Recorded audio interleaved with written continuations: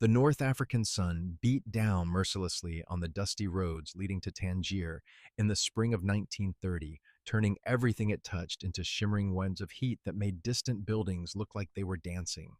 Through this landscape of whitewashed walls and narrow streets lined with orange trees, a convoy of automobiles climbed toward the hills overlooking the Strait of Gibraltar, carrying trunks of leather goods so exquisite that customs officials had simply waved them through without inspection, recognizing instantly the orange boxes that meant only one thing: Hermès. The cars wound higher and higher until they reached a property that seemed to exist outside of time itself, a place where Moorish architecture met French elegance, where ancient cypress trees stood guard over gardens that required more water daily than entire villages used in a week, where every surface whispered of money so old and so vast that it no longer needed to announce itself. This was Aïn Kassimou, the secret Moroccan palace of the Hermès family, and in 1930 it represented something most people could never imagine: wealth so complete that it required multiple palaces across multiple continents, each one maintained in perfect condition year-round, despite being occupied perhaps 3 weeks annually, each one staffed with servants who waited in silence for family members who might not arrive for months or years. Aïn Kassimou was not the main Hermès residence. That honor belonged to their Parisian mansion on the Faubourg Saint-Honoré. It was not even their only vacation home, but it was perhaps the purest expression of what happens when a family accumulates so much wealth over so many generations that money stops being about survival or comfort or even luxury and becomes instead about creating entirely separate realities where normal rules simply do not apply. The Hermes family did not build their fortune through mining or railroads or banking like the American robber barons. They built it through something far more intimate and far more enduring. They built it through understanding desire, through knowing that wealthy people would pay extraordinary prices not for what they needed, but for what made them feel distinguished from everyone else. Through the alchemy of transforming cowhide and thread into objects that cost more than cars, that carried waiting lists measured in years, that became investments appreciating faster than stock portfolios. The Hermes fortune was built stitch by stitch, starting in 1837 when Thierry Hermes opened a workshop making harnesses for European nobility, and growing across generations into an empire that would survive revolutions and wars and economic collapses that destroyed other dynasties completely. By 1930, when Émile Maurice Hermès purchased the land in Tangier and began constructing Aïn Kassimou, the family business was generating the equivalent of over $300 million annually in today's money, and that figure represented only what was officially recorded. The wealth of truly old families is never fully visible, never completely documented, existing in structures and trusts and properties that span generations and jurisdictions, accumulating value so slowly and so steadily that it becomes as natural as gravity and just as invisible to the people who benefit from it. If stories that dig beneath the surface matter to you, stories that require months of research because the families involved have spent generations hiding the details, then your presence here allows this kind of work to continue. Thierry Hermès had been born in 1801 in Krefeld, Germany, the son of an innkeeper whose business provided comfortable survival but nothing resembling wealth. Thierry learned leather working as a young man, one of those medieval craft skills that seemed increasingly obsolete as the Industrial Revolution transformed how goods were made and consumed. But Thierry understood something that mass production would never replicate: the psychology of ownership. He understood that wealthy people did not just want functional objects.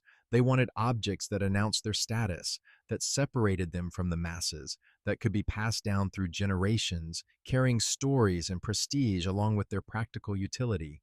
He moved to Paris in 1821, arriving in a city that was recovering from Napoleon's defeat and the restoration of the monarchy, a city where the old aristocracy was trying to reclaim its position while new wealth was emerging from banking and trade. Thierry opened a small workshop near the Champs-Élysées, making harnesses and bridles for horses, and he made them with such obsessive attention to detail and quality that European nobility began seeking him out. A Hermès harness was not just equipment, it was a statement. It said that you cared enough about your horses and your appearance to commission the finest leatherwork available, that you could afford to pay 3 times what a functional harness costs simply to own something beautiful and perfectly crafted. The business grew slowly but steadily. Thierry's son, Charles Emile, joined the workshop and expanded into saddles and other riding equipment. When bicycles became popular in the 1880s, they did not resist the change but adapted, creating leather goods for this new market. When automobiles began replacing horses in the early 1900s, they adapted again, expanding into luggage and bags that wealthy motorists needed for their new vehicles. This ability to evolve while maintaining absolute standards of quality would become the family's signature. They changed what they made, but never how they made it. Never the commitment to craftsmanship that justified their extraordinary prices. By the time Émile Maurice Hermès took control of the company in 1914, the business was already successful. But Émile Maurice had larger ambitions. He had traveled extensively, studied how other luxury brands operated, and understood that Hermès could become not just a leather goods maker, but a lifestyle brand, a name that represented a certain kind of refined, understated luxury that appealed to people who were too sophisticated to wear their wealth obviously. He introduced new product lines, silk scarves, perfumes, jewelry, always maintaining the Hermes commitment to quality, but expanding the universe of desires the family business could fulfill. The numbers during Émile Maurice's leadership were staggering. Between 1920 and 1940, Hermes revenues increased by over 400%, adjusted for inflation, even as the world economy collapsed during the Great Depression. While other luxury brands struggled or failed, Hermes thrived because their customer base, the truly wealthy, the old money families of Europe and America, were largely insulated from the economic devastation that destroyed middle-class fortunes. The Depression wiped out the aspirational buyers, but Hermes had never depended on aspirational buyers. They sold to people who would remain wealthy no matter what happened to stock markets or banks, people whose wealth was embedded in land and art and structures that survived market crashes. Émile Maurice used this flood of revenue to expand the family's real estate holdings across Europe and North Africa. The Parisian headquarters was renovated and expanded. A country estate was purchased in Normandy. Properties were acquired in Switzerland and Spain. And then, in 1929, during a trip to Morocco, Émile Maurice fell in love with Tangier and decided the family needed a North African residence that could serve as both retreat and symbol of their international reach. The property he purchased overlooked the Strait of Gibraltar, positioned so that from the highest terrace you could see both the Atlantic Ocean and the Mediterranean Sea, both Europe and Africa, as if the house itself stood at the crossroads of continents and civilizations. The existing structure was a modest villa built in traditional Moroccan style, but modest was never going to be sufficient.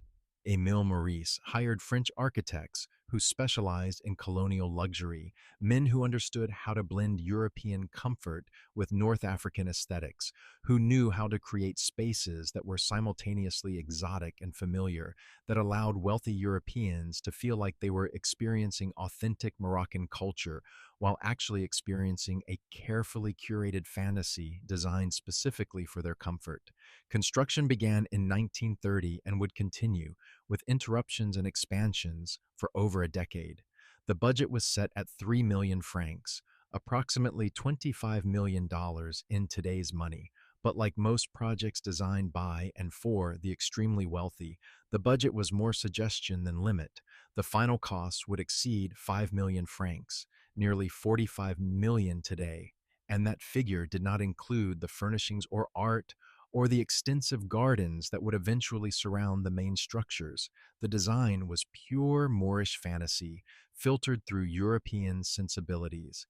a central courtyard with a fountain of blue and white zellige tile work that took craftsmen 8 months to complete, each tiny tile individually cut and placed to create geometric patterns so complex they seemed to vibrate when you stared at them too long. Rooms arranged around the courtyard, each one opening through horseshoe arches onto covered walkways where you could walk in shade while still feeling the warm breeze from the sea. Floors covered in marble imported from Italy because Moroccan marble was not considered quite white enough. Ceilings of carved cedar from the Atlas Mountains, each beam decorated with painted patterns in gold leaf and lapis lazuli. Windows fitted with iron grillwork that had been forged by hand in the traditional Moroccan style, but strengthened to European security standards because even paradise required protection. But before we continue deeper into this beauty, pause and ask yourself, how many hands does it take to build one family's dream? The workers who built Aïn Kassimou numbered over 200 at peak construction, and they came from across Morocco and North Africa, men seeking work during years when drought and economic hardship had made survival precarious for millions. They were skilled craftsmen, tile workers, stone carvers, carpenters, metal workers, men who had learned trades passed down through families for generations, trades that required years to master and produced work of breathtaking beauty. And they were paid wages that seemed generous by local standards but were actually calculated to the last centime to be exactly enough to keep them working, but never enough to allow them to accumulate any security or independence.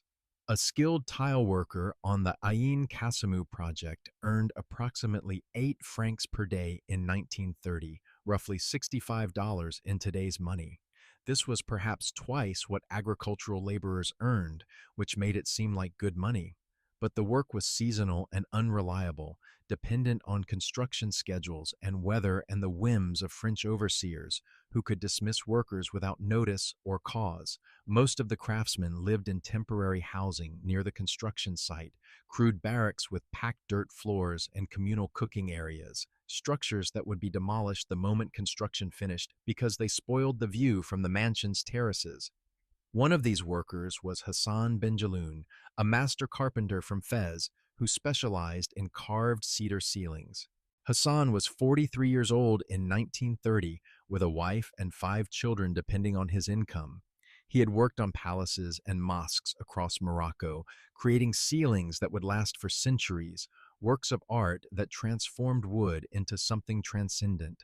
He was hired for Aïn Kassimou because French architects had seen his work and understood that authentic Moroccan luxury required authentic Moroccan craftsmanship, even if they would never credit him by name or pay him what his skills deserved.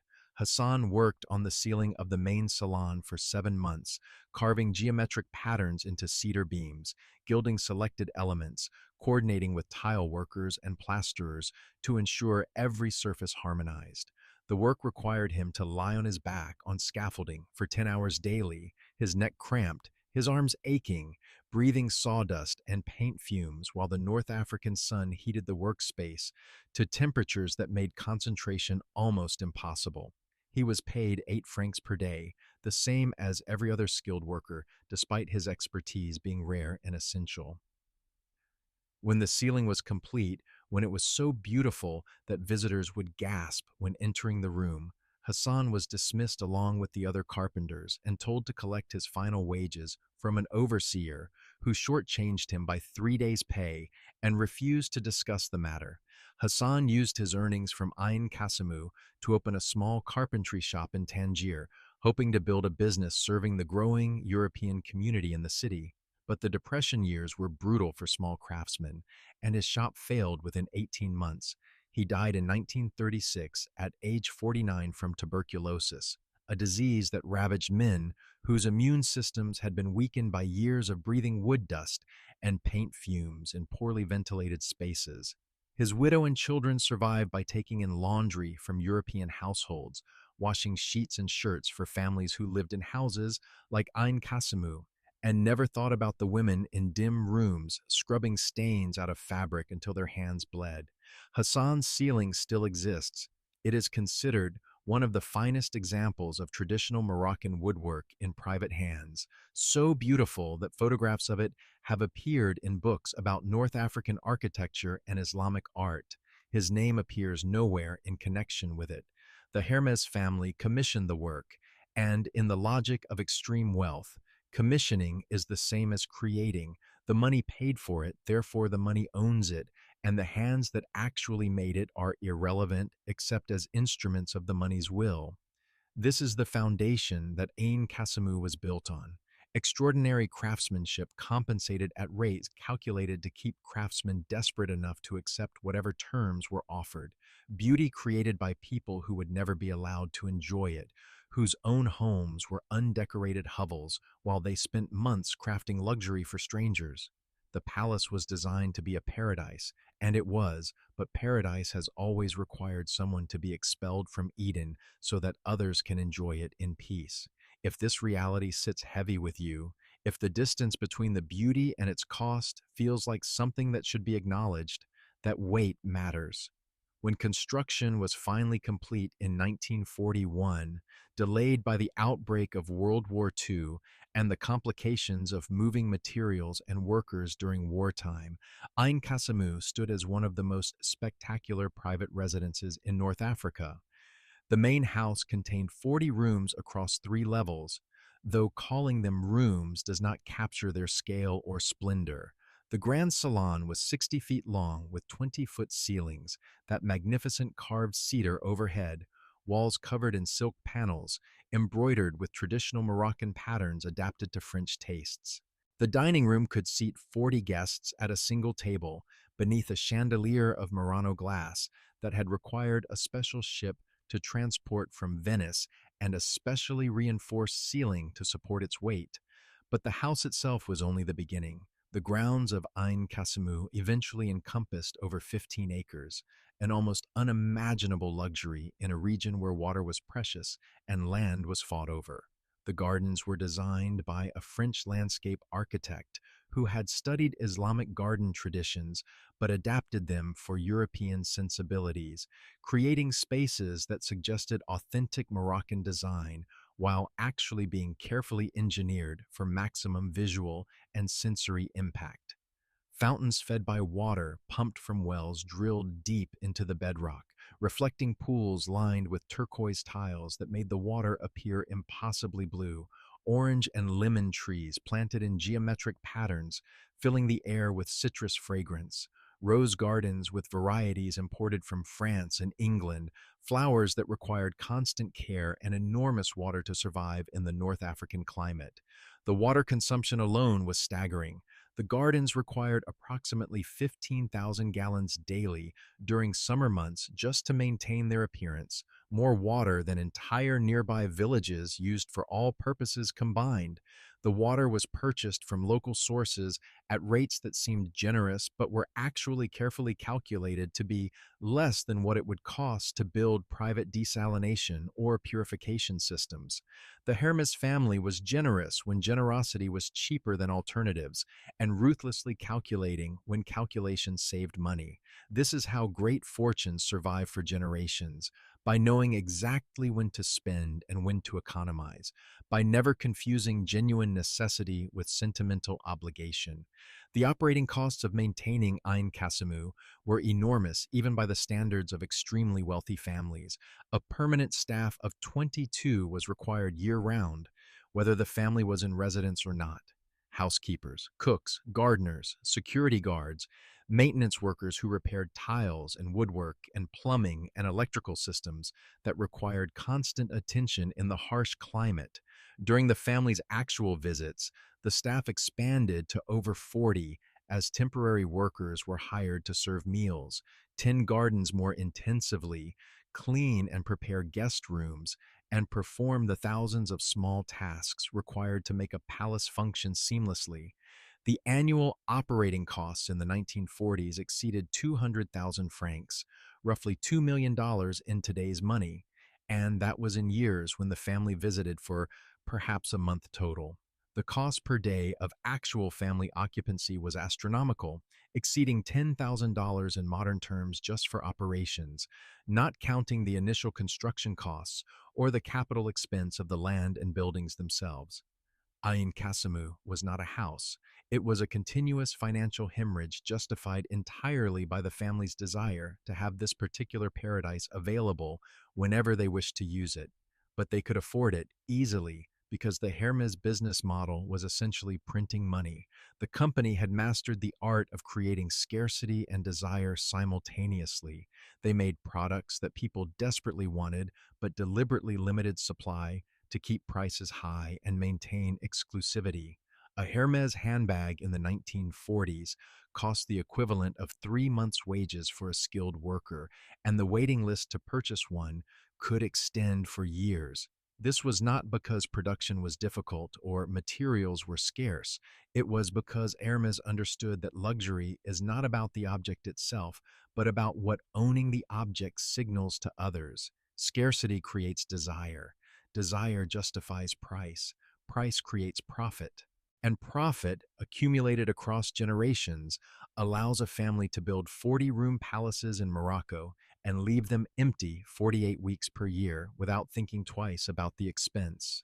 Émile Maurice Hermès and his wife visited Aïn Kassimou regularly through the 1940s and into the 1950s, using it as a winter retreat when Paris became too cold and gray, hosting select friends and business associates in surroundings designed to overwhelm and impress.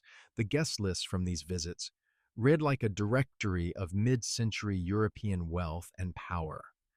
Aristocrats whose families had survived the war, industrialists who had profited from Reconstruction, artists and writers who were fashionable in the particular way that wealthy people find artists fashionable when those artists can be displayed, like the art they create. Aïn Kassimou was a stage set for the performance of a certain kind of sophisticated international luxury, and the Hermès family were master directors of that performance. But even palaces cannot escape time and history. Morocco gained independence from France in 1956, and the new government was not particularly interested in maintaining the old colonial arrangements that had allowed European families to own vast estates and extract resources and labor at artificially low cost. Taxes increased, regulations changed, the political environment became less predictable, and perhaps most significantly, the social environment shifted. It became less acceptable, less fashionable for wealthy European families to maintain lavish estates in North Africa while local populations lived in poverty. The optics had changed, and for families like the Hermès, whose business depended on maintaining a certain image of refined taste and social responsibility, bad optics were as dangerous as bad finances. The family's use of Aïn Kassimou declined through the late 1950s and into the 1960s. Visits became less frequent. The permanent staff was reduced. Sections of the house were closed off to save on maintenance costs. The gardens, which had required such obsessive care, were allowed to become slightly wild, still beautiful, but in a different way, less controlled and more natural. By 1970, or more 1970, Aïn Kassimou was visited perhaps once every 2 or 3 years, and those visits were brief, a few days rather than the weeks-long stays of earlier decades. The palace was entering the strange liminal state that many properties of extreme wealth eventually reach. Too expensive to maintain, but too valuable to abandon. Too historically and emotionally significant to sell, but too impractical to use, slowly decaying while consuming money and generating nothing but memories. If you have stayed through all of this, through the beauty and the exploitation and the slow decline, you understand that attention itself is a form of support for the difficult work of honest examination. The question of what to do with Aïn Kassimou has plagued the Hermès family for decades. The property remains in family ownership, controlled through a complex trust structure that shields it from inheritance taxes and ensures that no single family member can sell it without consensus from the others. This is how wealthy families preserve assets across generations by removing individual autonomy, by trapping wealth in structures that outlive any particular person's desire or need. The trust generates no income, it only consumes money for maintenance and taxes and security. But selling would require admitting that the dream is over, that the era of grand colonial estates is finished, that the family's reach and ambition have contracted.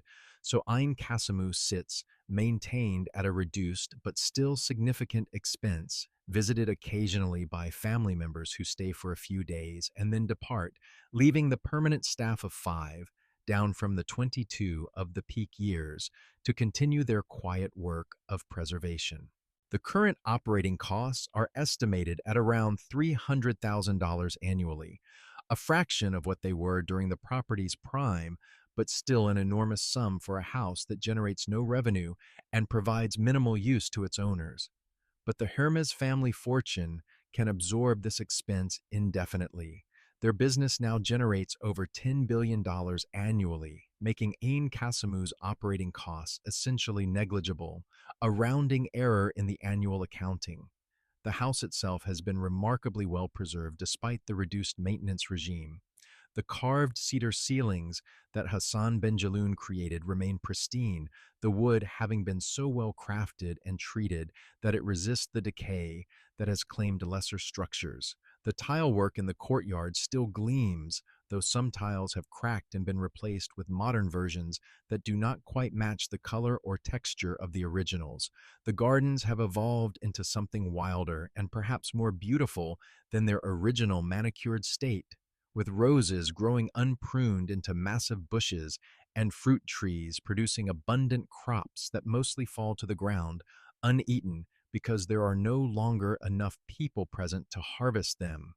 Visitors to Ain Kassimou are rare and carefully controlled. The family does not open the property for tours or events.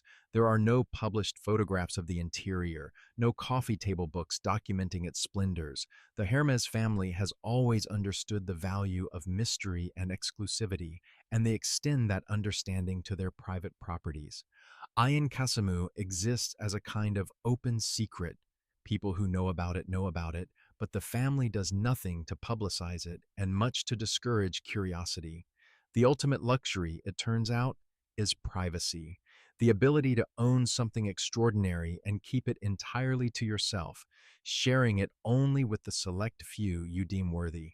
But this privacy creates its own kind of tragedy, because Hassan Benjaloun's ceiling, which is genuinely one of the finest examples of traditional craftsmanship in existence, is seen by perhaps a dozen people per year. The tile work that took 8 months to complete is viewed only by the minimal staff who maintain it. The gardens that cost millions to create are enjoyed by almost no one. All of that beauty, all of that labor, all of that extraordinary human skill and effort exists primarily to be owned rather than to be experienced. It is art as asset allocation, beauty as generational wealth, craftsmanship as inherited property. The purpose is not enjoyment, but possession, not appreciation, but control. There is something deeply sad about this, regardless of how you feel about wealth and inheritance and the rights of families to maintain their own properties, because beauty that is not shared becomes, in a sense, meaningless. A painting that hangs in a vault might have financial value, but it has lost its purpose as art. A house that no one lives in is not really a house anymore, but a very expensive storage unit for memories.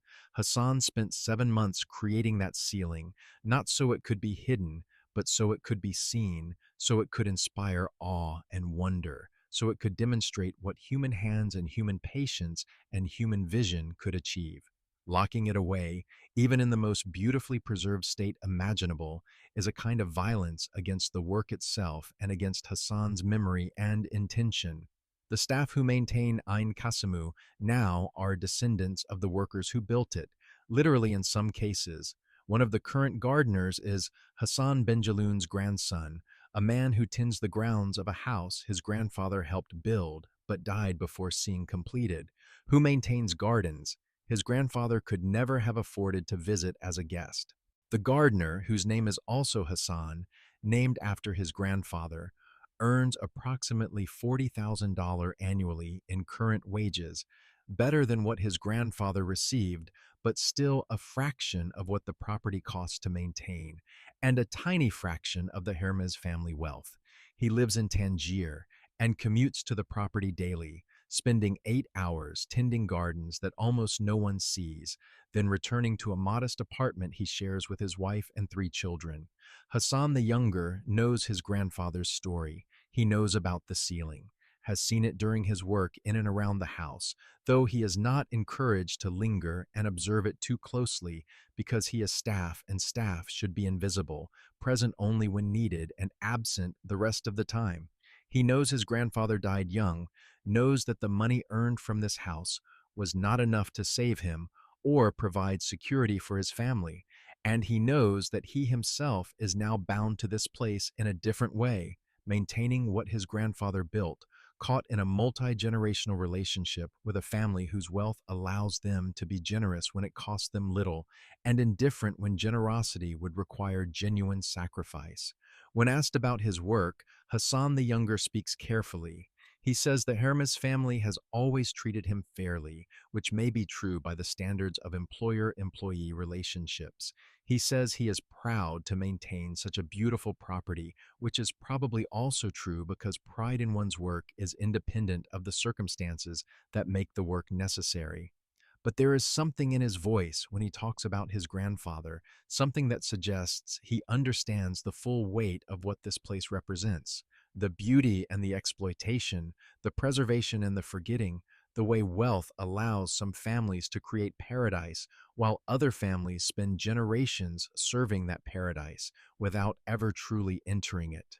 Before we reach the end, ask yourself, what are we really preserving when we preserve monuments to inequality? The Hermes family's relationship with Aïn Kassimou is complicated and contradictory in ways that probably reflect their own ambivalence about what the property represents. On one hand, it is a genuine work of art, a masterpiece of architecture and craftsmanship that deserves preservation. The carved ceilings and intricate tile work and carefully designed gardens are part of human cultural heritage, examples of what skilled craftspeople can achieve when given resources and time. Losing these things would be a genuine loss to the world. On the other hand, the house is a monument to colonial exploitation, built during an era when European wealth extracted resources and labor from North Africa at criminally low costs, built by men who were compensated barely enough to survive while creating luxury for people who already had more than they could ever need. The beauty cannot be separated from the circumstances of its creation. Every carved beam, every inlaid tile, every fountain and garden path represents hours of human labor performed under conditions of profound inequality, and celebrating the beauty without acknowledging the cost is a kind of historical erasure. The Hermes family has never, to public knowledge, acknowledged this tension directly. They maintain Aïn Kassimou as a private family property, make no public statements about it, do not engage with questions about its history or the circumstances of its construction. This silence is itself a kind of statement. It says that the family considers the property's history to be their private business, that they owe no public accounting for how their wealth was accumulated or deployed, that their possession of the property is justified simply by the fact of their possession. And in the strictest legal sense, they are correct. They purchased the land legally. They paid workers the prevailing wages of the time. They have maintained the property and paid all applicable taxes by the rules of property ownership and inheritance that govern most of the world. Aïn Kassimou is rightfully theirs to do with as they please, but morality and legality are not the same thing, and wealth that is legally obtained can still be morally troubling in its origins and its perpetuation. The current estimated value of Aïn Kassimou is difficult to determine because properties of this nature rarely come to market. Real estate experts who have studied comparable properties in Morocco suggest it might sell for anywhere between $50 and $100 million, depending on finding a buyer wealthy enough and interested enough to take on the property and its ongoing maintenance costs. But this is theoretical valuation because the Hermes family has shown no interest in selling and maintains the trust structure specifically to prevent any individual family member from forcing a sale.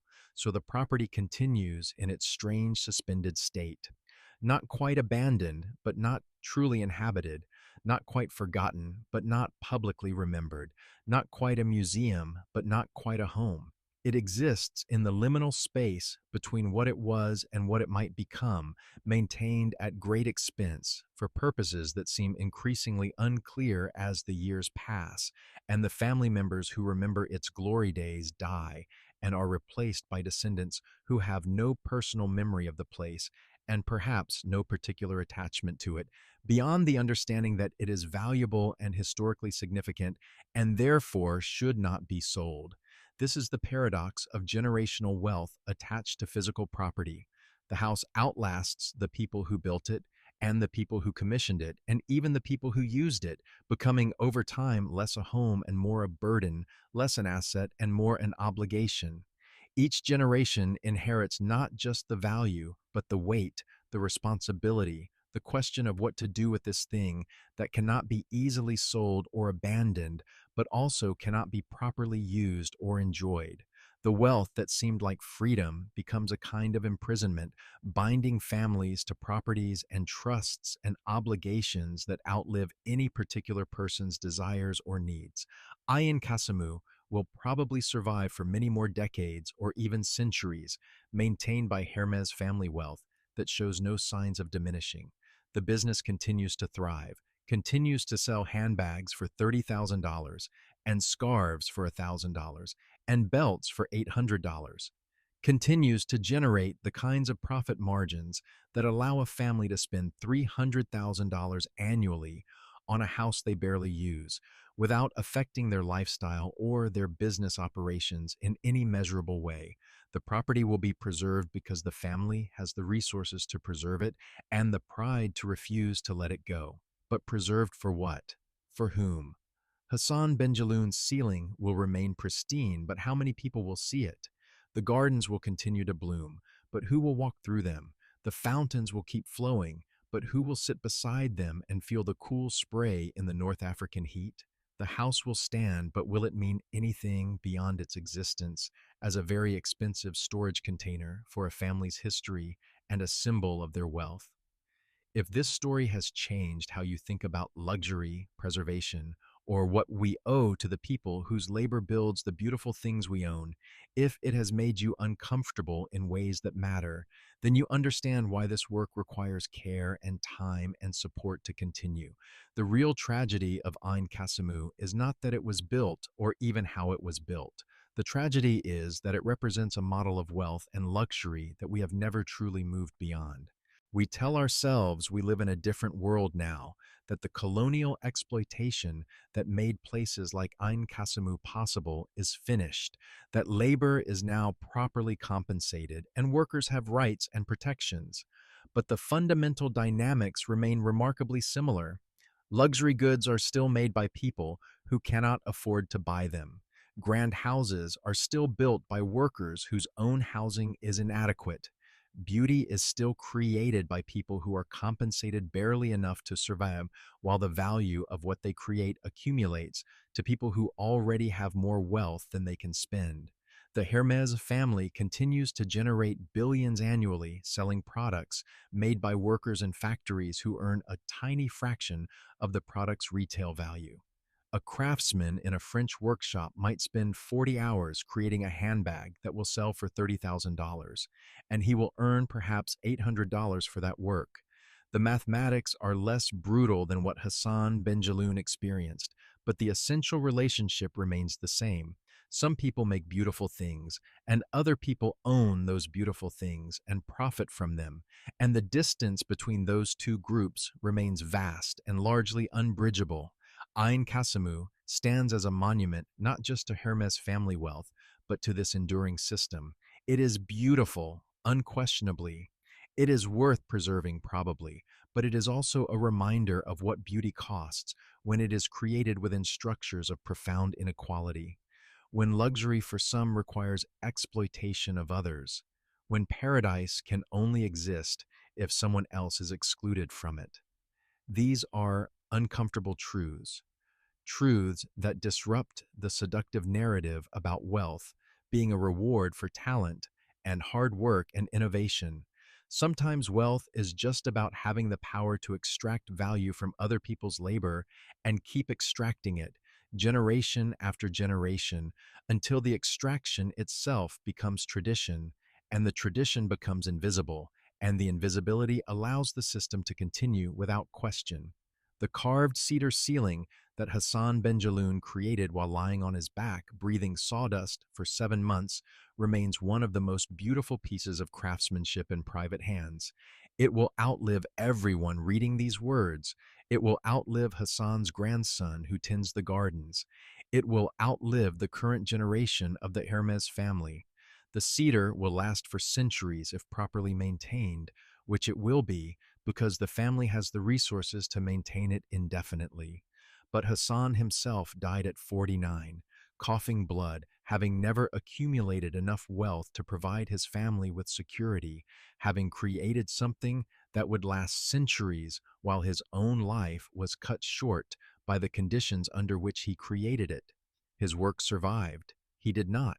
His name is forgotten. His ceiling is famous. And somehow we are supposed to celebrate the ceiling without acknowledging the man, admire the beauty without counting the cost, preserve the masterpiece without questioning how masterpieces are made and who pays the price for their creation. This is what Aïn Kassimou teaches us, if we are willing to learn, that beauty and exploitation can coexist in the same space, that the most exquisite creations often have the darkest foundations, that luxury is not separate from suffering, but is often built directly upon it. The Hermès family pays in Morocco is extraordinary and tragic, a masterpiece and a crime, worth preserving and worth critiquing, beautiful and terrible in the same moment. It contains all these contradictions without resolving any of them. And perhaps that is the most honest thing a monument to extreme wealth can do, stand as a permanent question about the cost of paradise and whether paradise is worth what it takes to create and maintain it. The gates remain closed, the gardens bloom for no one, the fountains play their quiet music to empty courtyards. And Hassan the Younger tends the grounds his grandfather helped create, maintaining someone else's dream, bound to this place by economics and history, and the strange inheritance of being forever connected to something you can never truly possess. This is the hidden luxury of the Hermes family mansion, hidden not because it is secret, but because we are trained not to see what it really represents, trained to admire the beauty without examining the structure that produces it, trained to celebrate the preservation without questioning what is being preserved and for whom and at what ongoing cost. Aïn Kassimou stands, and in its standing, it asks questions we would prefer not to answer, questions about wealth and inheritance and what we owe to the people whose labor builds the beautiful things that outlast them. Questions about preservation and for whom we preserve things, and whether monuments to inequality should be maintained or dismantled or transformed into something new. Questions about beauty and whether beauty created through exploitation can ever be fully beautiful, or whether the knowledge of its origins taints it permanently. These are not easy questions. They have no simple answers, but they are the questions that places like Aïn Kassimou force us to confront if we are willing to look at them honestly, willing to see beyond the carved cedar and the blue tiles and the orange trees, to the hands that carved and laid and planted, to the lives that were spent creating someone else's paradise, to the inheritance that is wealth for some and burden for others, and memory for everyone who is willing to remember. The most recent photographs of Aïn Kassimou, taken by a family member in 2019 and never published publicly, but leaked through a former employee, show a property suspended between grandeur and gentle decay. The main salon with Hassan's ceiling remains breathtaking, but there are water stains on one wall where a pipe leaked for months before anyone noticed because the family had not visited in over a year. The gardens have grown wild in sections, with roses climbing walls they were never meant to climb, creating accidental beauty that is somehow more moving than the original planned perfection. The reflecting pools still hold water, but algae has turned them green in places, creating patterns that shift with the light. Unintentional art layered over intentional design. The five remaining staff members have developed their own relationship with the property, one that exists separate from the family's intentions or awareness. They eat lunch together in the kitchen, sitting at a table where some of them watched their own parents sit decades earlier. They swim in the pool on hot summer days when they know no family members are coming, briefly inhabiting the luxury they maintain. They bring their children to the property sometimes, showing them the tilework and carvings, teaching them the history that their own grandparents and great grandparents created with their hands. These small acts of claiming space, of temporarily collapsing the distance between servant and served, are never mentioned in reports to the family. They exist in the gaps, the silences, the moments when the surveillance of wealth looks away. Hassan the younger has begun teaching his own son about woodworking, passing down skills that came from his grandfather through a line that was nearly broken by poverty and tuberculosis. His son is 16 now, learning to carve cedar in patterns his great-great-grandfather would recognize, working with tools that are essentially unchanged across generations, even as everything else has transformed.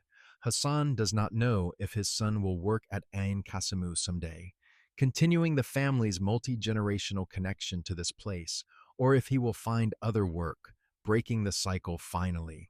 He does not know if he wants his son to inherit this relationship with the property, the pride and the resentment, the beauty and the bitterness, the strange intimacy of spending your life maintaining someone else's monument.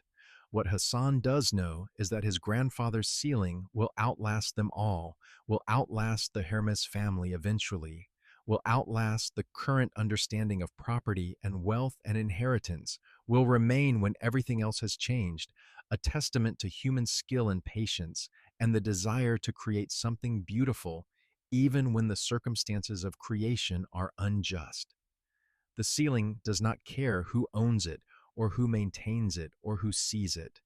It simply exists, perfectly crafted, waiting to be seen or not seen, appreciated or ignored, preserved or abandoned. It is perhaps the only truly free thing in Aïn Kassimou, free from the weight of wealth, from the burden of inheritance, from the complications of history and exploitation and preserved memory.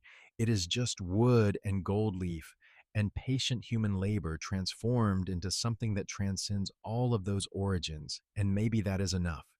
Maybe that is what survives when everything else collapses. Not the wealth, not the names, not the inheritance structures or the trust funds or the annual operating budgets, just the work itself, just the beauty that human hands created in a moment that is long past but somehow still present in every carved beam and gilded surface, just Hassan's ceiling, waiting in an empty room in Morocco for someone to look up and understand what they are seeing.